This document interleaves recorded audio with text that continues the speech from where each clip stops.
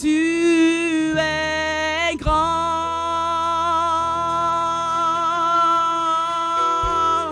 Dieu, tu es grand. Oh oui, c'est vrai. Dieu, tu es. Oh Dieu, tu es. Oui, Dieu, tu es grand. Tu es grand. Oh oui, tu es grand. Dieu, tu es grand. Oh Seigneur, tu es grand. Oh Rabasandoro Lobos. Oh Rabashendoro Lobos. Oh Radoyandose. Oh oui, Dieu, tu es saint. Dieu, tu es saint. Oh oui, Jésus, Dieu, tu es saint. Tu es saint, notre Dieu. Tu es saint, Dieu, tu es saint. Nous t'adorons, nous t'adorons. Oui, nous t'adorons. T'adorons. Oh oui, nous voulons t'adorer. Nous t'adorons. Nous t'adorons. Est-ce que des voix peuvent s'élever pour adorer l'Éternel ce matin? Adorons-le ce matin. Adorons-le, adorons-le, adorons-le. Alléluia, alléluia, alléluia.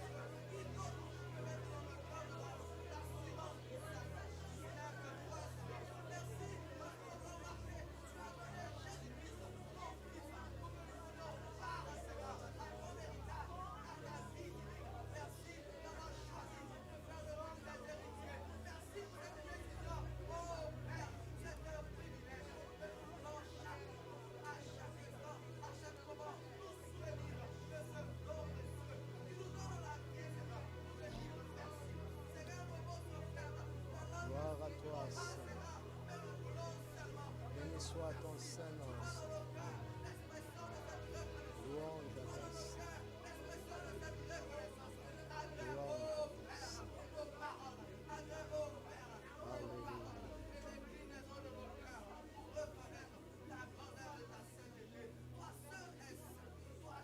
Seigneur, merci pour ta grâce.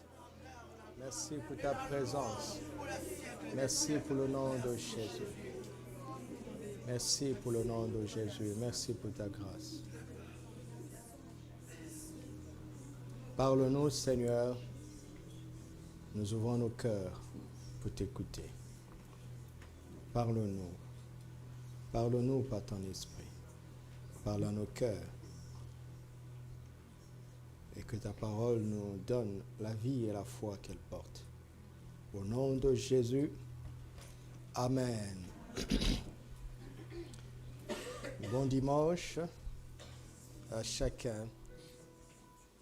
Marc chapitre 11, verset 15.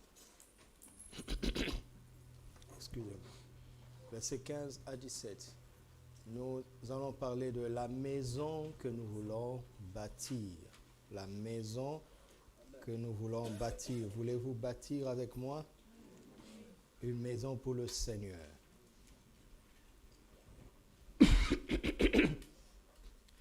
Marc 11, verset 15 à 17.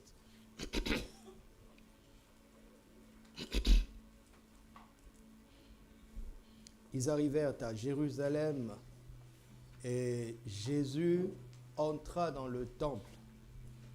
Jésus n'est pas souvent entré dans le temple. Il n'est pas souvent entré dans le temple. Il y a une raison fondamentale à cela dans ce passage. Il est souvent entré dans quelques synagogues, mais une synagogue n'est pas le temple. Il y avait une synagogue à Jérusalem. Non, il y avait un temple à Jérusalem et des synagogues partout.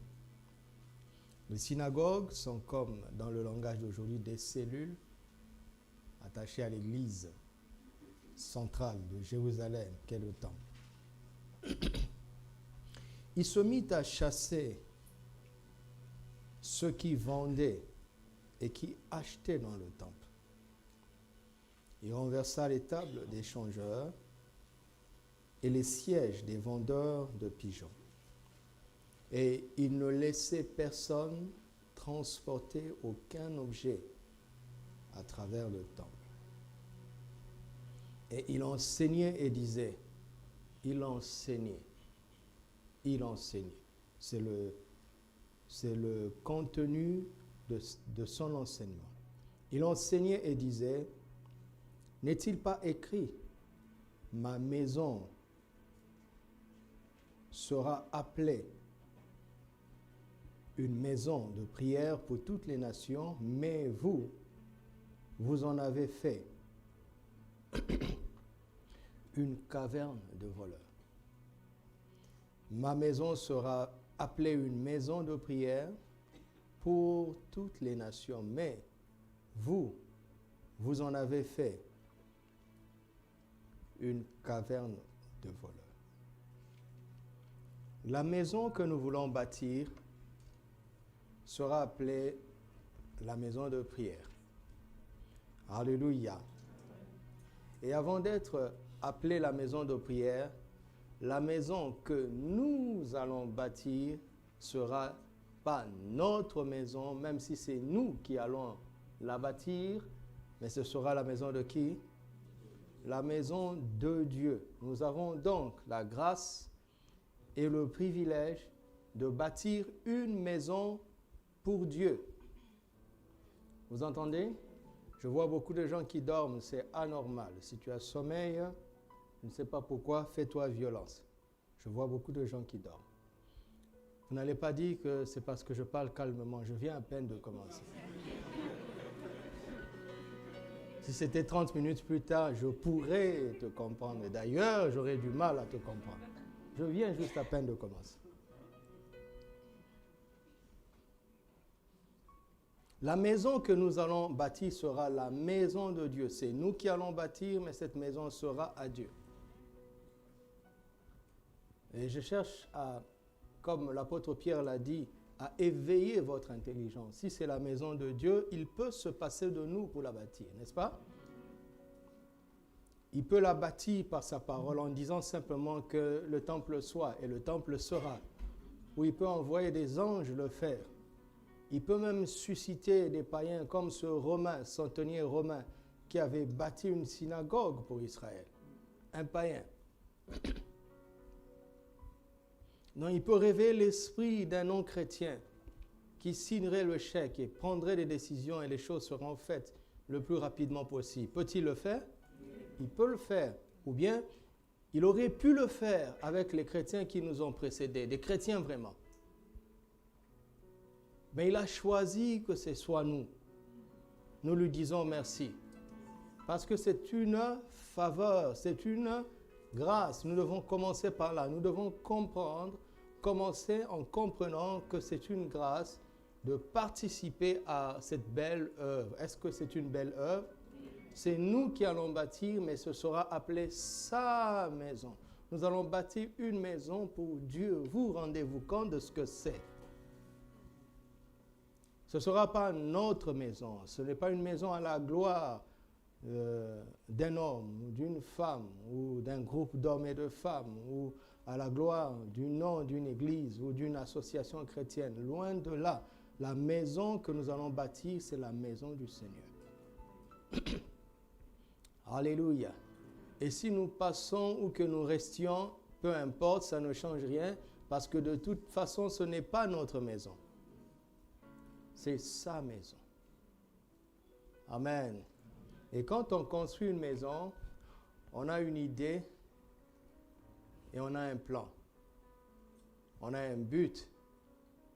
N'est-ce pas? On a un but. On construit une maison pour un but. Et si la maison que nous allons bâtir est pour le Seigneur, nous devons comprendre le but du Seigneur et nous disposer à vouloir l'atteindre. Parce que cette maison a un but. OK? OK. Par exemple, un but qui nous saute aux yeux, là, ce serait que nous sommes à l'étroit.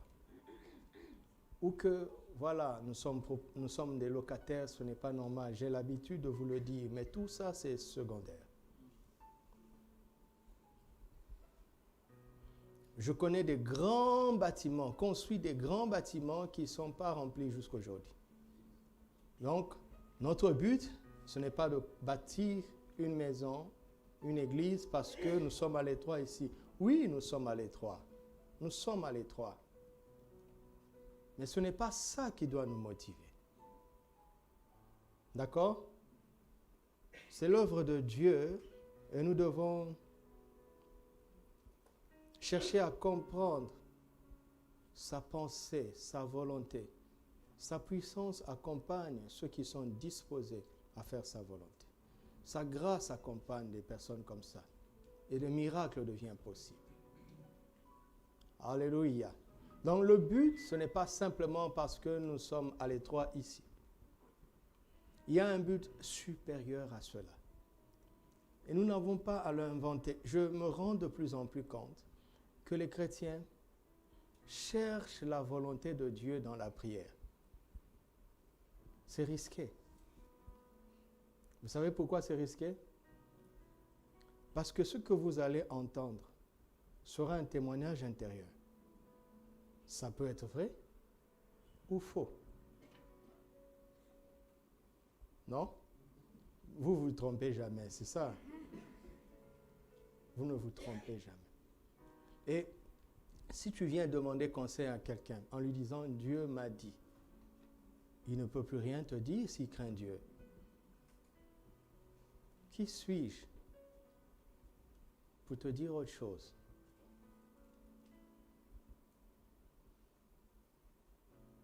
Le piano est plus fort que ma voix. Qui suis-je pour te dire autre chose? Parfois, j'ai le sentiment que ce n'est pas vrai. Mais qui suis-je? Mais qui suis-je? Par contre, si ce que tu dis est vraiment opposé aux Écritures de manière flagrante, là j'ai un argument rapide. Je vais t'ouvrir les Écritures et te proposer ce qui est écrit. Mais c'est à toi de juger finalement. On ne cherche pas la volonté de Dieu dans la prière d'abord. Vous m'entendez? Je ne comprends pas l'Église d'aujourd'hui. Quand il commence à parler du Saint-Esprit, c'est tout, sauf les Écritures. Ça n'a aucun sens. L'Esprit m'a dit. Qui vous a appris à dissocier le Saint-Esprit des Écritures? Qui vous a appris ça?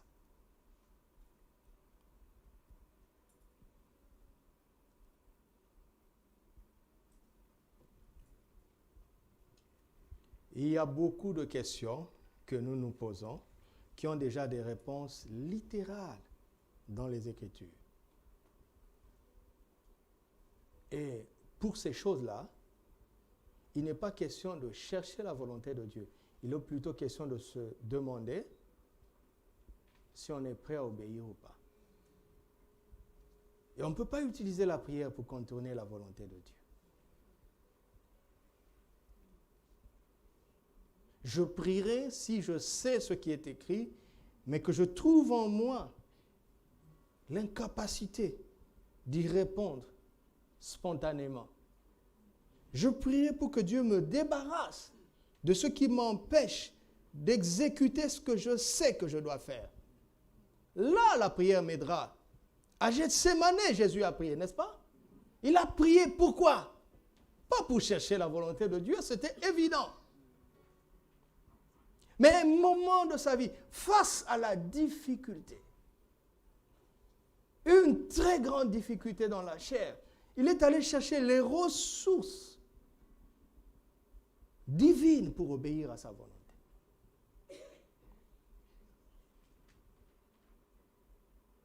Votre premier réflexe, quand vous cherchez la volonté de Dieu, c'est de chercher ce qui est écrit. Et d'y répondre. De prier quand vous n'arrivez pas à répondre, ou bien de prier parce que vous voulez, mais vous avez besoin de son aide, de son équipement. Comme nous savons que nous devons bâtir une maison pour le Seigneur, n'est-ce pas? Nous le savons, c'est pour ça que nous avons la parole, je vais le montrer. Mais nos moyens sont limités. Déjà, nous devons être sûrs que chacun fait de son mieux. Chacun à son niveau. Pas de pression pour personne. Mais chacun à son niveau doit être sûr qu'il fait de son mieux. Et nous prions pour que Dieu multiplie ce que nous donnons, car cela est insuffisant.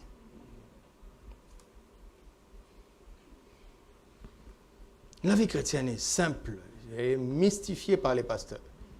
Nous rendrons des comptes. Elle est simple.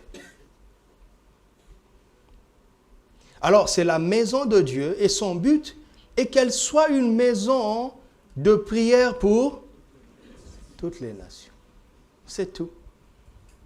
Donc, nous allons bâtir une maison de Dieu pour prier pour toutes les nations. OK? Pour prier pour toutes les nations. Mais pourquoi Jésus devait-il enseigner une déclaration aussi simple et aussi directe? Pourquoi devait-il l'enseigner? Parce que résumer ainsi ne veut pas dire que nous avons tout compris. Et aussi parce qu'il y a un ennemi caché qui va s'opposer à cela. Le temple de Dieu à Jérusalem est devenu une caverne de voleurs. Et vous savez quoi? Ils ne savaient pas qu'ils étaient devenus des voleurs dans une caverne. Ils ne savaient pas. Ils auraient pu dire à Jésus, mais qu'est-ce que tu racontes? De quelle caverne tu parles? Le vendeur de pigeons va dire, Seigneur, moi je vends, je dispose du matériel pour le sacrifice. Je leur facilite la tâche. Je leur fais gagner du temps. Oui, c'était gratuit, oui, c'est ça. Tu leur fais gagner du temps gratuitement, c'est ça? Ou bien c'est ton business. Dans la maison de Dieu. La maison de Dieu est devenue une opportunité pour faire du business, du commerce. Et croyez-moi, je ne parle pas d'un business en dehors, mais je parle du business à l'intérieur, dans la maison.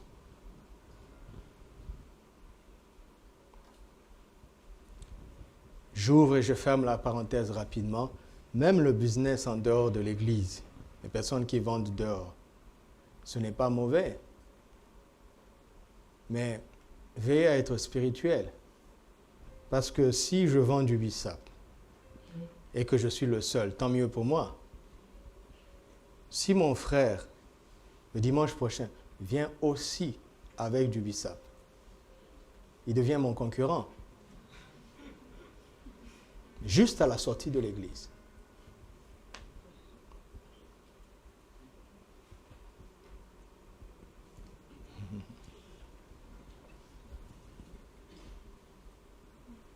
Et si je veux à l'église pour y faire du commerce, je suis en danger. Je précise, je n'interdis pas ça. D'accord? Mais veillez à être spirituel. Veillez à être spirituel. D'accord?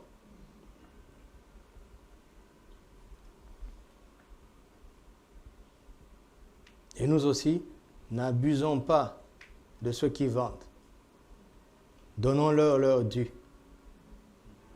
Ok? Tu as pris 3 bouteilles. Dimanche prochain, tu ne payes pas. Dimanche d'après, tu ne payes pas.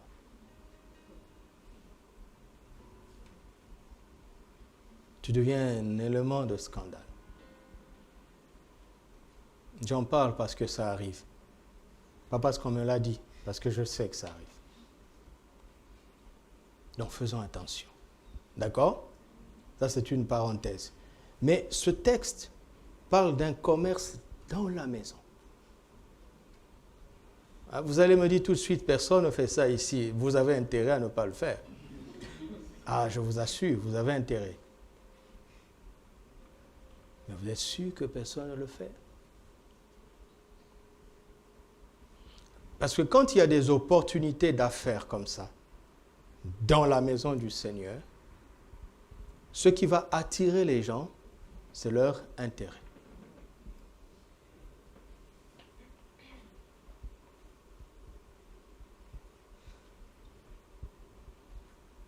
Comme on raconte souvent, les hommes se parlent entre eux. Tu es en âge de te marier, tu veux une femme sérieuse, va à l'église. La personne vient à l'église pourquoi? Pour trouver une femme. Et il sera béni en trouvant une femme charnelle, mais qui prophétise et qui parle en langue. Et il va être choqué quand on va voir l'envers du décor. Parce qu'une fille qui est conduite par l'esprit ne peut pas dire oui à un homme qui est mal intentionné. Il ne peut pas dire oui s'il a écouté le Saint-Esprit. Donc si ça chauffe pour toi, tu as eu ce que tu mérites. Tu as eu ce que tu cherchais. Tu as voulu te servir de Dieu. Venant à l'église pour trouver une femme ou pour trouver un mari, eh bien tu as eu ce que tu voulais. Tu veux être béni, viens à l'église parce qu'on a dit, il est écrit, il se fait malédiction, afin que par sa malédiction, nous soyons enrichis. Vas-y, vas-y. Oui, tu as eu la bénédiction. Est-elle suivie de chagrin ou pas? La bénédiction du Seigneur enrichit et ne la fait suivre d'aucun chagrin. Tu veux avoir du travail? Va à l'église. Tu veux briser les liens générationnels? Va à l'église. Tu veux réussir à l'école? Va à l'église. Tu veux casser les cycles d'échecs? Va à l'église. Tu veux être guéri? Va à l'église. Tu vas dans la maison du Seigneur, pourquoi? Pour chercher une solution. Et la maison a été faite pourquoi? Pour prier pour les nations. Tu es en Christ parce que quelqu'un a prié pour toi. Est-ce que tu le sais? Quelqu'un a prié pour chacun d'entre nous. Nous aussi, nous devons prier pour les autres. C'est ça le commerce dans l'Église. Se servir du nom de Jésus comme moyen d'échange. C'est ça. Le commerce est dans l'église. Tu n'as plus rien à faire dans la vie, deviens pasteur.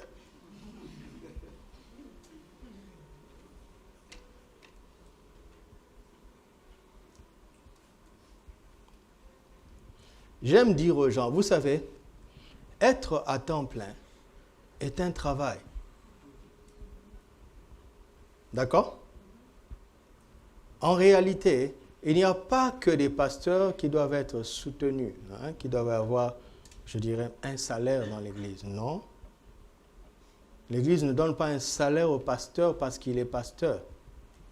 L'Église donne un salaire au pasteur parce qu'il travaille dans l'Église à temps plein. Et s'il y a quelqu'un qui peut avoir un travail à temps plein dans l'Église, on le paiera, même s'il n'est pas pasteur. Savez-vous que vous pouvez être pasteur sans être à temps plein? Et si vous êtes rémunéré à temps plein et que vous n'utilisez pas pleinement votre temps pour Dieu, vous êtes un voleur. Vous êtes un voleur. Je parlais à un frère dernièrement. Je lui disais, vous savez, pour moi, ce n'est pas un problème. Si l'Église a les moyens, nous pouvons prendre quelqu'un de la musique comme un salarié de l'Église. Mettez toujours entre guillemets, d'accord? Un salarié de l'Église. Mais s'il est salarié de l'Église, servant dans la musique, et que son travail commence le samedi à la répétition, qu'est-ce qu'il fait lundi au vendredi? Même si nous ne sommes pas exigeants, ce n'est pas bien pour lui-même. Parce que le précieux trésor de l'homme, c'est l'activité. Tu vas être malheureux si tu ne sers à rien. D'accord? Je suis occupé tous les jours. Parce que je suis conscient que je suis à temps plein.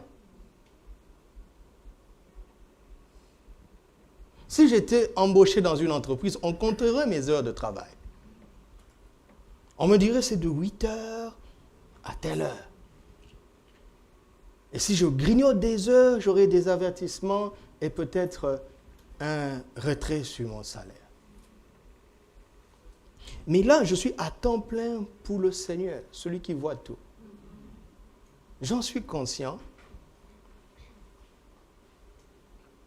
Et je suis, sauf mon jour de repos, je suis pleinement occupé. Et l'avantage quand tu sers Dieu, c'est que tu sers un boss qui ne prend jamais de congé. Vous savez ça? Imaginez que Dieu soit en congé de 5 minutes. Vous ne voulez pas, hein? Tu veux servir Dieu à temps plein? Bienvenue. Il te réveille à 2 heures. De toutes les façons, qu'est-ce que tu vas lui dire? Lui-même, il ne sommeille ni ne dort. Il t'a donné l'exemple. Et puis il va te dire, dis-moi le contrat qu'on avait signé, 35 heures par semaine. Moi, je ne t'ai jamais dit ça. Vous comprenez ça? Le service à temps plein dans l'Église, ce n'est pas que pour les pasteurs. Vous devez le savoir. Seulement, ça doit être à temps plein. Ou bien à temps partiel. Et tu vas être rémunéré partiellement. Vous entendez? C'est la maison de prière. Donc nous venons ici pourquoi? Enfin, nous sommes censés venir ici pourquoi? Nous sommes censés venir ici pour prier pour les nations.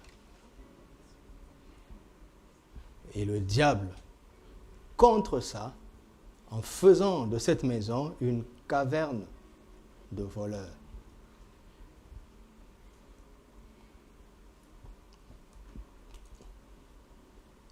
Donc, si tu es venu ce matin comme un voleur, pardon, je te parle avec respect, d'accord?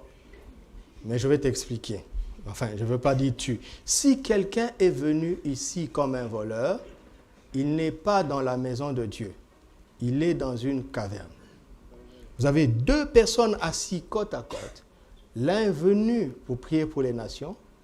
L'autre est venu pour ses intérêts personnels. D'accord? Le premier est dans la maison de Dieu. Le second est dans une caverne. Vous entendez? Dans le même bâtiment physique, ils n'ont pas la même position spirituelle. Ils ne sont pas dans le même endroit spirituel.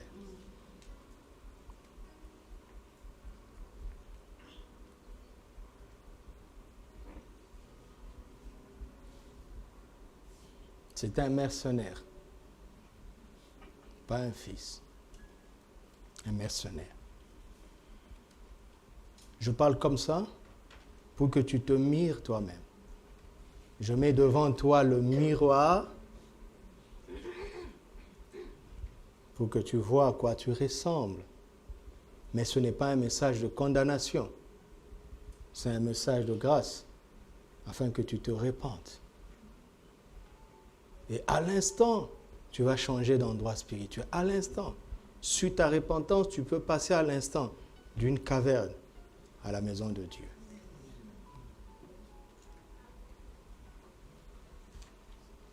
Ok? Comment reconnaît-on un voleur?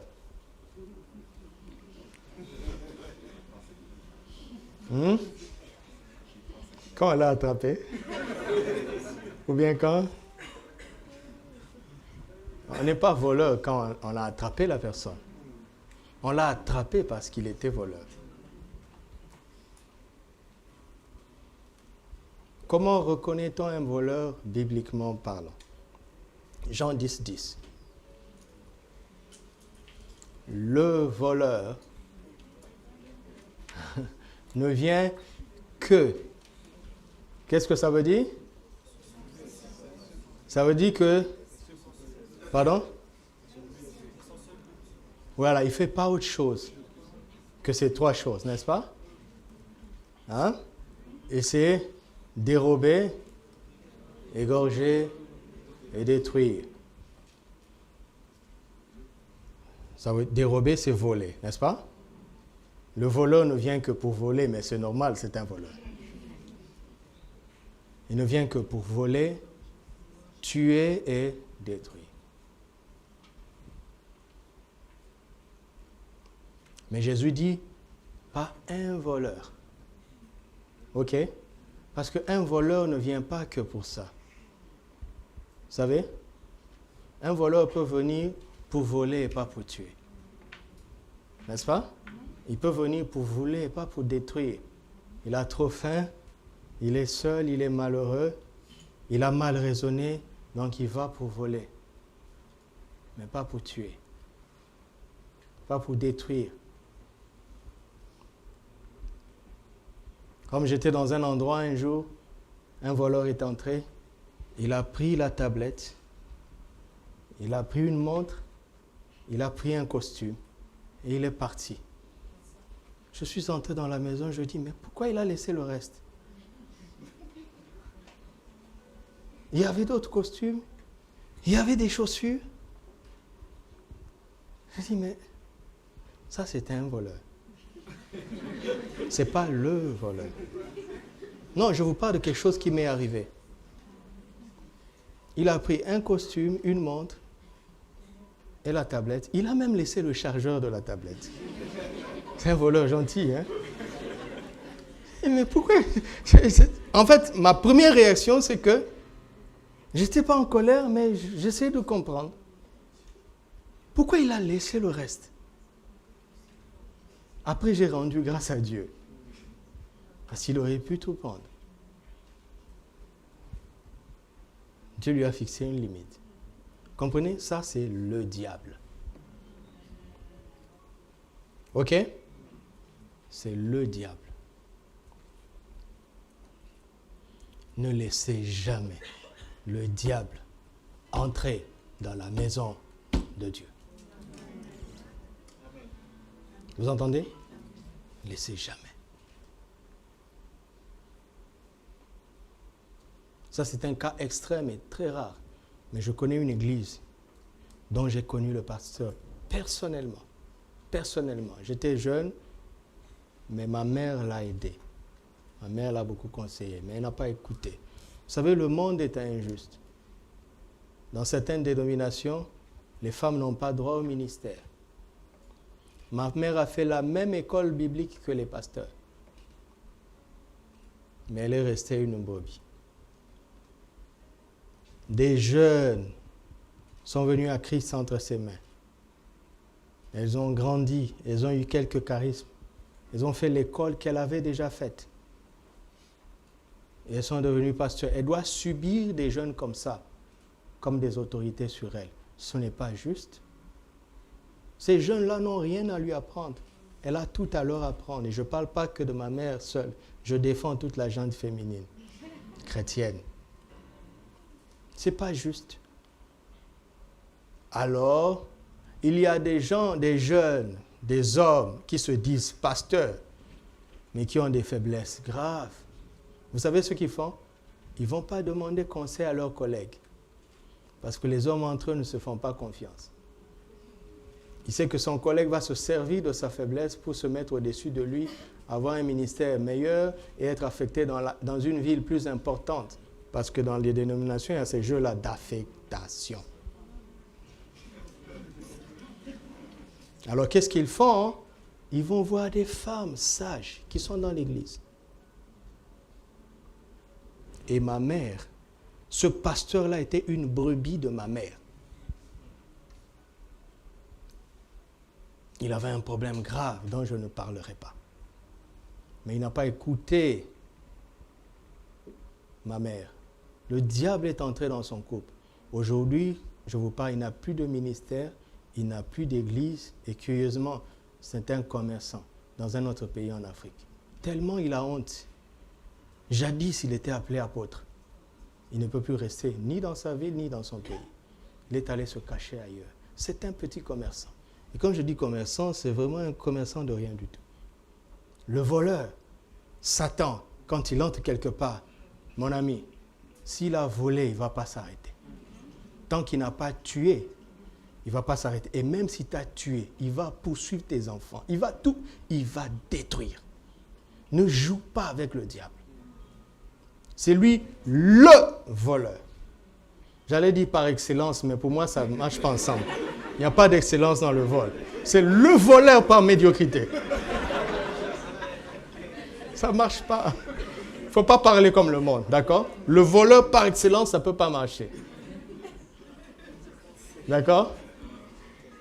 Comme un frère m'a fait rire, il disait, il est là, Samuel, content de te voir. On mangeait, c'était tellement bon. Il dit à Abidjan, on dit, c'est mal bon. C'est ça, non? Vous dites ça, non? Mal bon, ça n'a pas de sens. Ne parle pas comme ça. D'accord? Mal bon, ça s'annule. Dans toutes nos langues, il y a des bêtises comme ça. Dans toutes nos langues. Hein? J'aime les Ivoiriens, d'accord? Dans toutes nos langues. D'accord? Vous savez, ça doit être clair entre nous. Vous ne pouvez pas avoir et Dieu et le diable. C'est l'un ou l'autre. Vous entendez? L'un ou l'autre. Quand le Saint-Esprit entre, Satan et tous les démons s'en vont. Quand il y a ne fût-ce qu'un démon, le Saint-Esprit n'est pas là. C'est l'un ou l'autre. Vous ne pouvez pas avoir et la lumière et les ténèbres. Jamais. C'est jamais l'un ou l'autre. C'est jamais l'un et l'autre. C'est toujours l'un ou l'autre. Et vous savez comment Satan entre dans les vies. Matthieu 6, Jésus dit, vous ne pouvez servir Dieu ou Satan? Non. Parce que s'il dit qu'il est Satan, tu ne vas pas accepter. N'est-ce pas? Tu es quelqu'un de bien quand même, non? Ou bien tu peux accepter? Non, tu ne vas pas accepter, crois-moi. Mais il va venir derrière maman, l'argent, la cupidité. Quand la cupidité devient la base d'un ministère, le but d'une église, Dieu n'est plus là. Vous entendez? Dieu n'est plus là. Mais comment éviter ça? Je ne vous dis pas d'être prudent, de prendre des mesures par rapport à l'argent, la gestion de l'argent. Écoutez, Satan est rusé. Personne n'est assez intelligent pour lui résister. Le seul moyen, c'est ce que Jésus nous a dit. Il est écrit. Ne raisonnez pas sur les moyens de contrer la cupidité, l'argent, le business, toutes ces choses. Votre raisonnement ne peut pas tenir compte de tous les cas possibles. Impossible. Et il entrera dans le cas qui vous a échappé. La seule chose que nous avons à faire, c'est d'être scripturaire. Alors, radicalement scripturaire. Parce que c'est une question de vie ou de mort. Même Jésus, l'homme qui n'a jamais péché, s'est opposé à Satan en disant, il est écrit. Il n'a pas dit que ce n'est pas bon. Non. Parce que notre jugement sur le bien ou sur le mal est limité. Ne fais pas confiance à ta morale. Va dans les Écritures. Et c'est ce que j'ai fait. Seigneur, comment on fait pour bâtir cette maison? Seigneur, ça fait des années, regarde. Nous n'avons pas assez. Et même au-delà de l'argent, il y a d'autres défis. Comment on fait? Ça m'a pris des jours pour qu'il me réponde. Et sa réponse est, pourquoi vous voulez bâtir? Le pourquoi est plus important que le comment. Il dit, pourquoi? Parce que si vous suivez le pourquoi, le mien, vous trouverez le comment, le mien. Pourquoi vous voulez faire ça? Il va dans l'Écriture. J'ai déjà répondu à ça dans les Écritures. Et comme j'ai déjà le verset en moi, l'Esprit me rappellera. À l'instant, l'Esprit m'a rappelé. J'ai ouvert ma honte, même si je l'ai dit de mémoire. Mais j'ai ouvert, parce qu'il faut être sûr. Dès qu'une maison de Dieu ne sert plus à la prière pour toutes les nations, le vol, je ne dis pas encore le voleur, le vol peut s'immiscer petit à petit et finalement prendre le contrôle de tout le reste.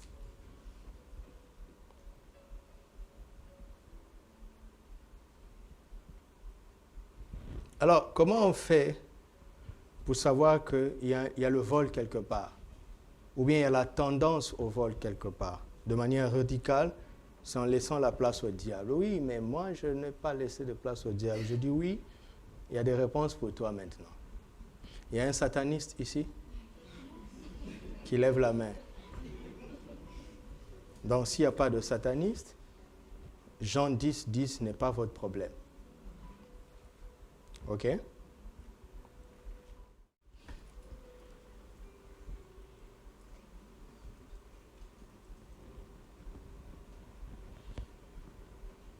Paresseux Jacob, opportuniste. Il est là pour guetter les opportunités. Parce que sa devise, c'est le maximum de gains avec le moindre effort. Et l'opportunité est arrivée. Verset 28. Isaac aimait Ésaü parce qu'il mangeait du gibier. Rebecca aimait Jacob. Point. Vous avez vu? Bon, ça c'est une autre parenthèse. Il y a un chapitre sur ça dans le torrent de décembre. Chaque jour, un jour béni. Ça va être imprimé, ça va être disponible mercredi. Verset 29. Comme Jacob faisait cuire un potage, Ésaü revint des champs accablé de fatigue. Et Ésaü dit à Jacob, « Laisse-moi, je te prie, manger de ce roux-là, car je suis fatigué. » C'est pour cela qu'on a donné à Ésaü le nom d'Édom. Jacob dit, « vends-moi aujourd'hui ton droit d'aînesse. Ésaü répondit, voici, je m'en vais mourir. À quoi me sert ce droit d'aînesse? Et Jacob dit, jure-le-moi d'abord. Il le lui jura. Et il vendit son droit d'aînesse à Jacob. Alors Jacob donna à Ésaü du pain et du potage de lentilles. Il mangea et but, puis se leva et s'en alla. C'est ainsi qu'Ésaü méprisa le droit d'aînesse. La faute d'Ésaü, c'est de mépriser le droit d'aînesse, qui est une chose sacrée. Mais on appelle ça un abus de faiblesse. Il a profité de la faiblesse de l'autre. Si tu as tendance à profiter de la faiblesse de l'autre, tu es un voleur. Et à chaque fois que tu viens à l'église, tu es spirituellement dans une caverne. Que je passe, hein? Mais c'est ça. Dans la vie, tu dois te surveiller. Chacun doit se surveiller. Comment est-ce que j'interprète les situations où mon prochain est dans le besoin? Est-ce que j'interprète ça comme une opportunité? Je connais pas personnellement, mais j'ai lu des livres où il y a un homme d'affaires, lui, son travail, c'est de racheter des entreprises en faillite. Quand l'entreprise est sur le point de faillir, lui, il rachète. Il peut racheter pour 2000 €. Mais il a du liquide pour remettre l'entreprise en selle. Sa fortune est basée sur ça, sur la faiblesse des autres. Et il est pris en exemple comme modèle de réussite. Faites attention à tout ce que nous buvons dans ce monde. Nous sommes chrétiens. Il faut toujours tout filtrer avec l'évangile. Il est enseigné comme un modèle de réussite. C'est son business model. Profiter de la faiblesse des autres.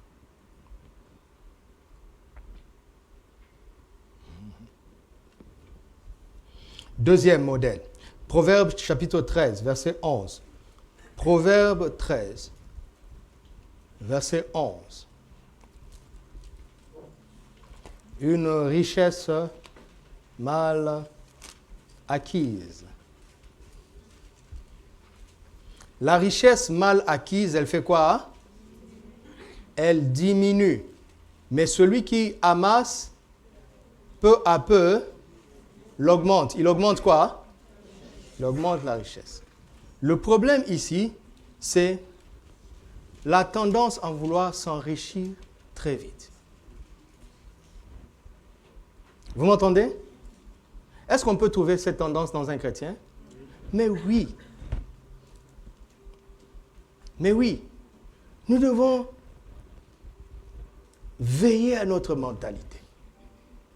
La tendance à vouloir s'enrichir très vite porte le virus du voleur. Et c'est ça qui va faire que quand tu as l'occasion de t'enrichir par une mauvaise voie, tu ne t'en priveras pas. Et vous savez quoi? Tu viendras même donner la dîme.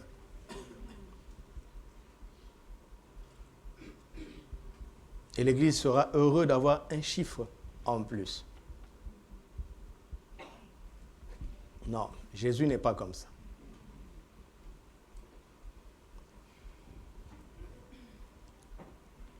La vérité est que une richesse mal acquise diminue. Regardez, le monde, nous avons un spectacle qui est devant nos yeux. Tous ceux qui s'enrichissent en dehors de la bénédiction de Dieu, vous savez comment ils terminent.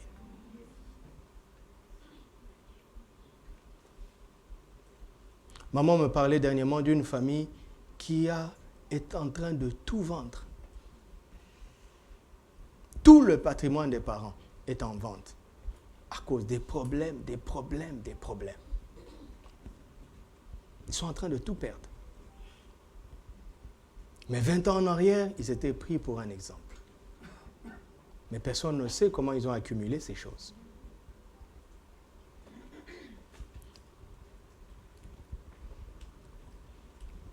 Parce qu'une maison de prière pour toutes les nations, cette prière va être faite par qui? Par toi et moi. Par toi et moi. Mais s'il y a ce virus dans quelqu'un, il ne pourra pas nous suivre. Il ne pourra pas. C'est très important.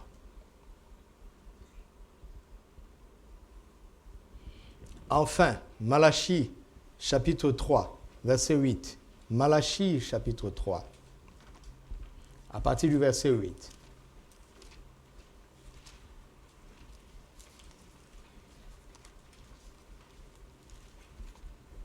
Un homme trompe-t-il Dieu? Car vous me trompez et vous dites, en quoi t'avons-nous trompé? Ils ont posé une question, non? Mais voici la réponse, c'est quoi? Dans les dîmes et les offrandes. Vous êtes frappés par la malédiction et vous me trompez. La nation tout entière. Un chrétien qui a du mal dans les dîmes et les offrandes, il ne peut pas nous suivre là-bas. L'Église est toujours perçue pour lui comme un moyen de recevoir, pas un moyen de donner. Jamais. Jamais. Quand il fait son bilan dans l'Église, il réfléchit à tout ce qu'il a reçu ou qu'il n'a pas reçu. Il ne réfléchit pas à tout ce qu'il a donné. Et quand je parle de donner, je parle d'argent, oui, parce qu'on n'a pas honte de ça.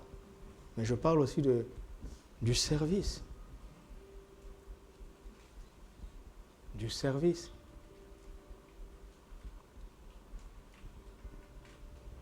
J'ai appris par un aîné, un homme exceptionnel qui m'a beaucoup aidé par son caractère.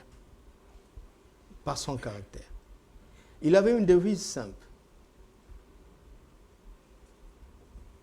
Par exemple, si c'est le jour de son anniversaire et que quelqu'un pense à lui et lui fait un cadeau, il dit si ça lui fait plaisir, alors il prend l'engagement de faire ça aux autres.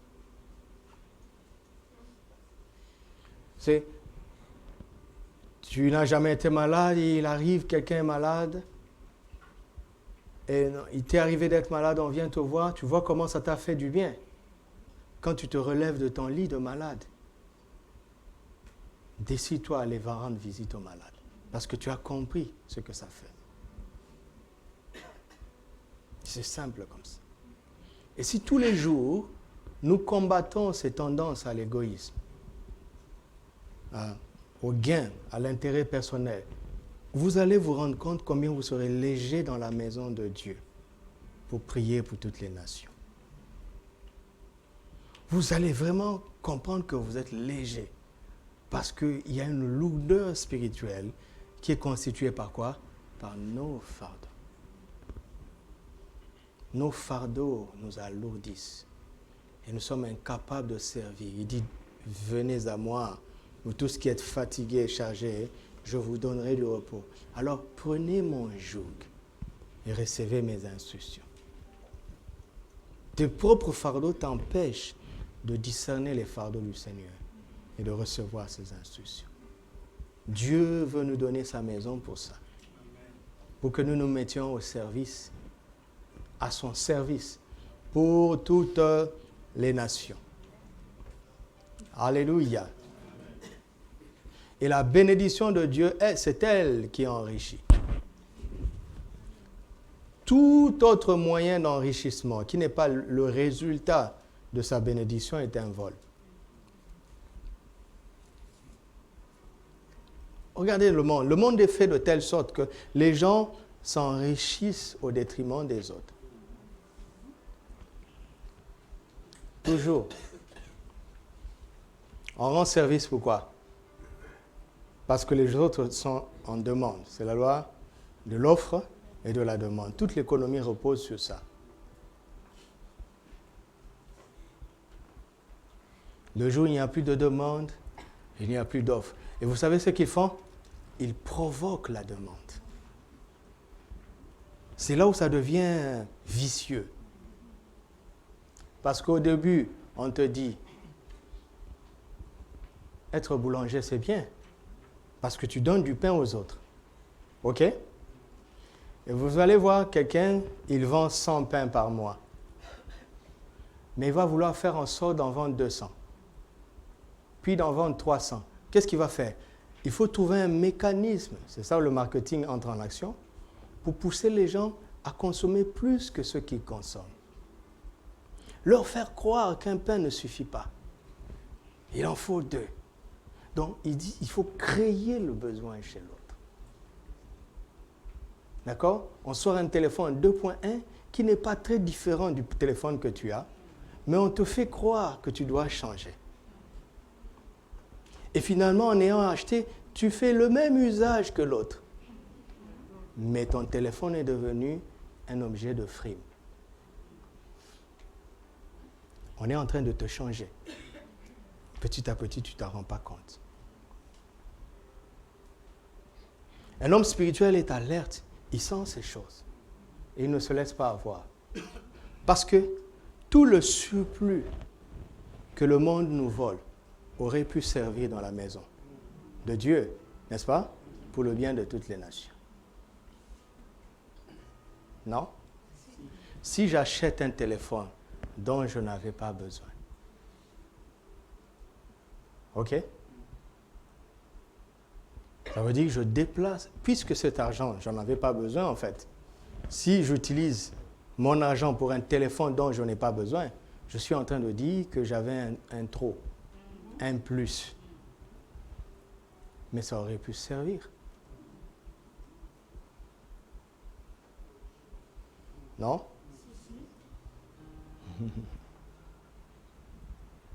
Je suis entré dans le cœur de ces petits détails parce que c'est comme ça que le diable retarde. Retarde l'œuvre de Dieu. Je parle de retarder. Il ne peut pas s'y opposer. Il peut simplement retarder. La maison que nous allons bâtir est une maison où les gens viendront pour prier pour les nations.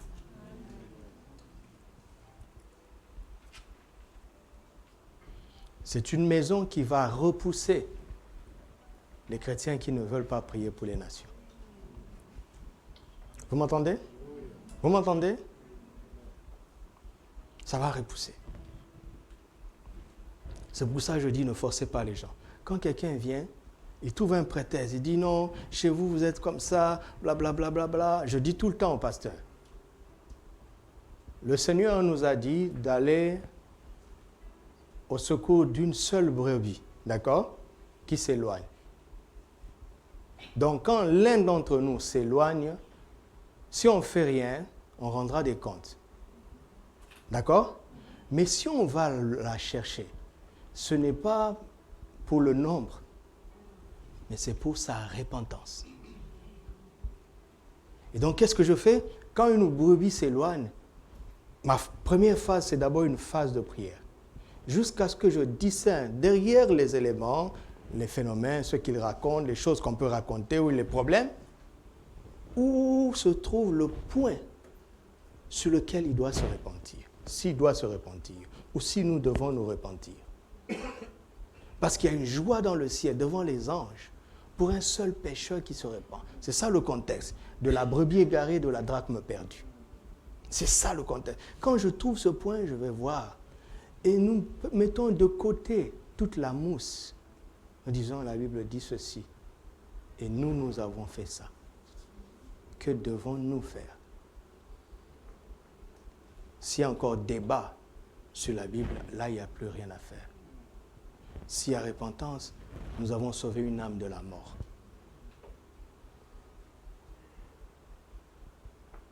Vous comprenez ça? Donc, chacun doit être concerné dans la prière. Les uns envers les autres, sachant que ceux qui sont au dehors sont beaucoup plus nombreux que ceux qui sont à l'intérieur. C'est ça que Dieu vise. Et une église qui a ce cœur, qui embrasse ce but, ne manquera pas des conditions qu'il faut pour que le royaume avance. Que celui qui a des oreilles pour entendre, entende. Alléluia. Alors nous allons simplement lire 2 passages, je ne vais pas commenter. Nous allons les lire en guise de conclusion. 1 Timothée chapitre 2. 1 Timothée chapitre 2. Versets 1 à 6.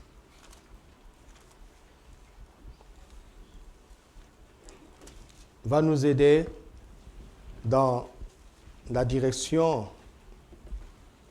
que l'Église doit prendre dans la prière. J'exhorte donc, avant toute chose, à faire des supplications, à faire des prières, des supplications, des requêtes, des actions de grâce pour tous les hommes, pour les rois et pour tous ceux qui sont élevés en dignité, afin que nous menions une vie paisible et tranquille en toute honnêteté et piété. Cela est bon et agréable devant Dieu notre Sauveur. Que veut-il? Qui veut que tous les hommes soient sauvés et parviennent à la connaissance de la vérité. C'est ça sa volonté. Tous les hommes.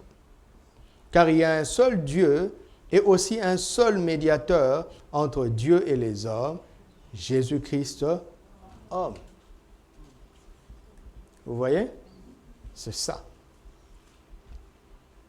C'est ça. C'est sur ça que la maison de Dieu est une maison de prière. Éphésiens chapitre 6. Éphésiens 6, verset 18.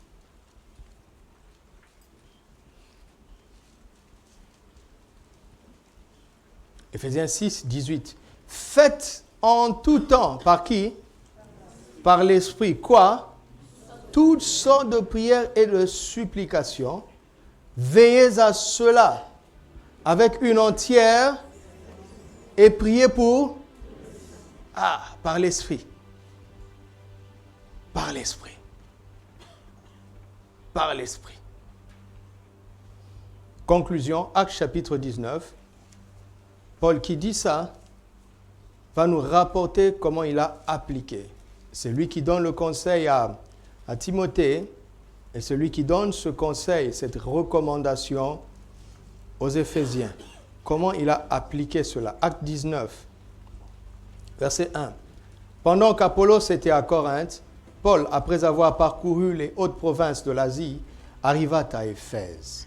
Ayant rencontré quelques disciples, il leur dit: avez-vous reçu le Saint-Esprit quand vous avez cru? Parce qu'il y a des choses que vous ne pourrez pas faire sans le Saint-Esprit. Éphésiens 6, 18, c'est par l'Esprit. Il lui répondit: nous n'avons même pas entendu dire qu'il y ait un Saint-Esprit. Vous rendez-vous compte? Des disciples. Ils n'ont même pas entendu dire. Il dit: de quel baptême avez-vous donc été baptisés? Et il répondit: du baptême de Jean-Baptiste. Alors Paul dit: Jean a baptisé du baptême de repentance, disant au peuple de croire en celui qui venait après lui, c'est-à-dire en Jésus. Sur ces paroles, ils furent baptisés au nom du Seigneur Jésus.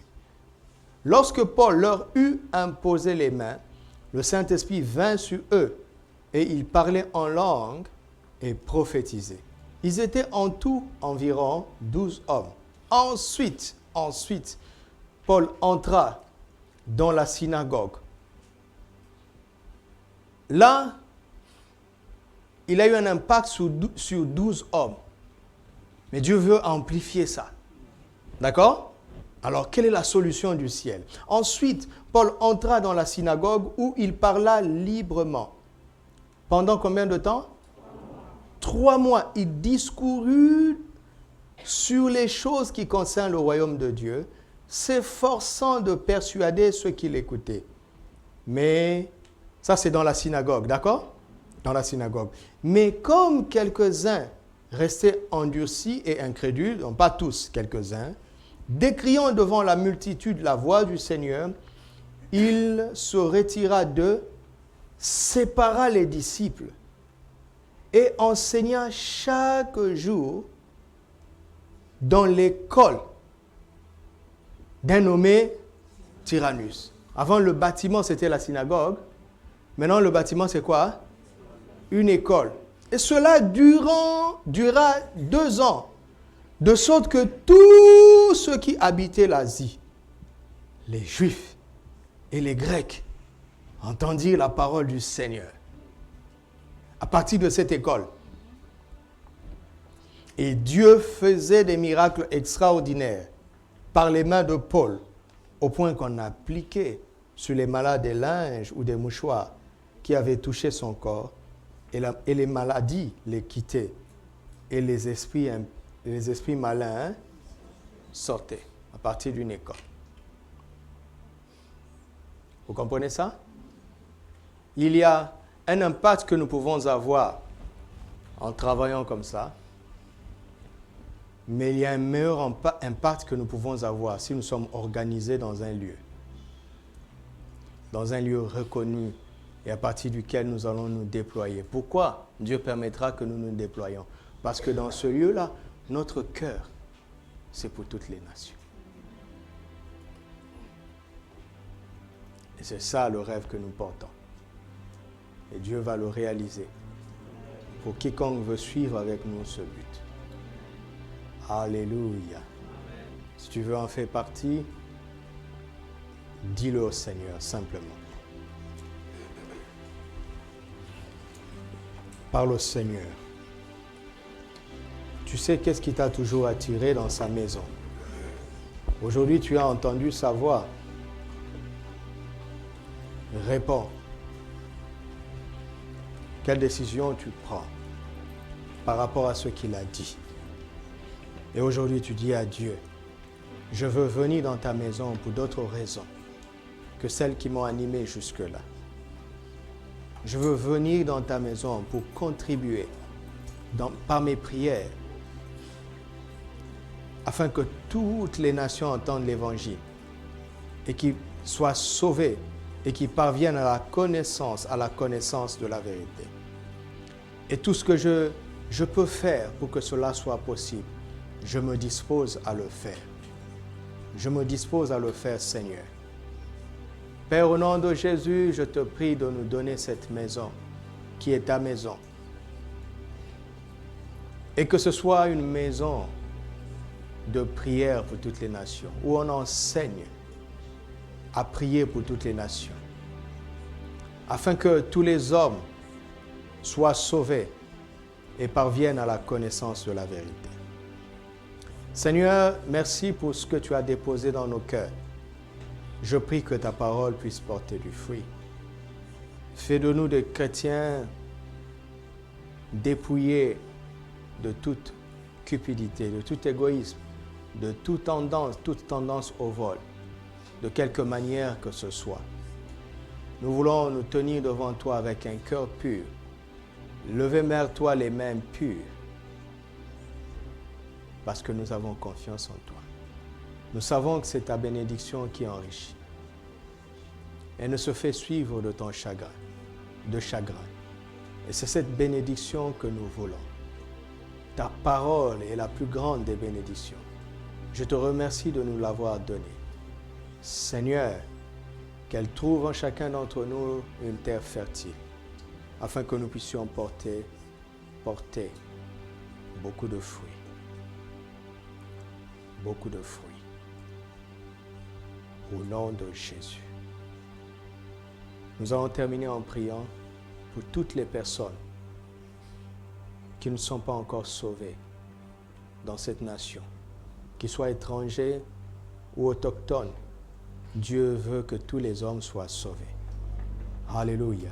Nous allons prier pour que l'action de l'Esprit convainque de péché et que l'action de l'Esprit mette dans nos bouches les paroles appropriées, les actions appropriées pour être des instruments de salut. Prions pour cela.